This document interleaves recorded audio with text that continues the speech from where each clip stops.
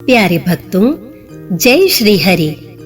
आइए आज हम जान लेते हैं कि इस बार परिवर्तनी एकादशी कब होगी और शुभ मुहूर्त क्या होगा, और साथ ही हम इस व्रत से जुड़ी परम पावनी कथा का श्रवण भी करेंगे। तो सबसे पहले जान लेते हैं शुभ दिन व मुहूर्त।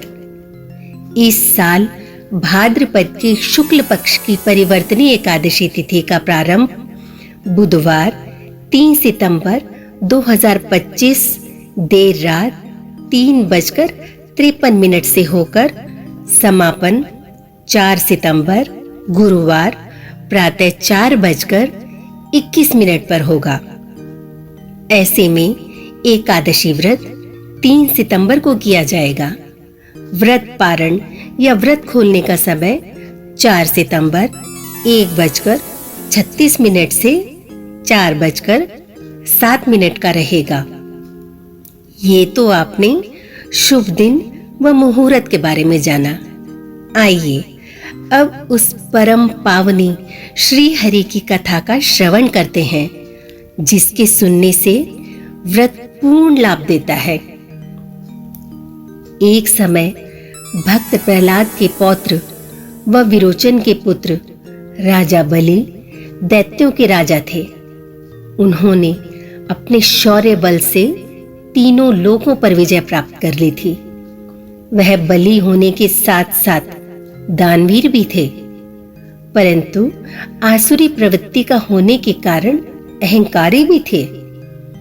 उन्होंने अपने गुरु शंकराचार्य जी की सहायता से 100 यज्ञों का आयोजन किया, जिससे उन्हें इंद्र पर भी विजय प्राप्त हो जाए। दैत्यराज बलि के 99 यज्ञ पूर्ण हो चुके थे कि इंद्रासन डोलने लगा। इंद्रदेव घबराकर भगवान विष्णु के पास अपनी समस्या का समाधान करने के लिए पहुंचे।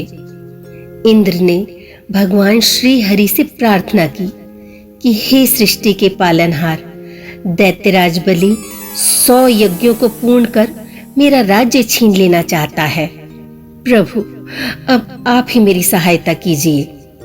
भगवान श्री हरि ने इंद्र को सांत्वना दी और कहा कि तुम निश्चिंत रहो। इधर बलि शुक्राचार्य जी के साथ 100वें यज्ञ की तैयारी में जुटा था। तभी एक छोटे से तेजस्वी वामन के रूप में श्री हरि दैत्यराज बलि के पास पहुंच गए और एक साधारण ब्राह्मण की भांति उससे भिक्षा मांगने लगे। दैत्यराज बड़े मद में चूर होकर वामन रूपी श्री हरि से कहने लगा कि वामन देवता, बोलिए क्या सेवा करूं? तो श्री हरि ने मुस्कान बिखेरते हुए कहा, पहले संकल्प लो कि जो मैं मांगू वो मुझे अवश्य दोगे। इस मधुर मुस्कान को शुक्राचार्य जी ने पहचान लिया और दैत्यराज इंद्र को बताया कि ये तो स्वयं श्री हरि हैं, संकल्प मत लेना और 100वें यज्ञ को पूर्ण करो।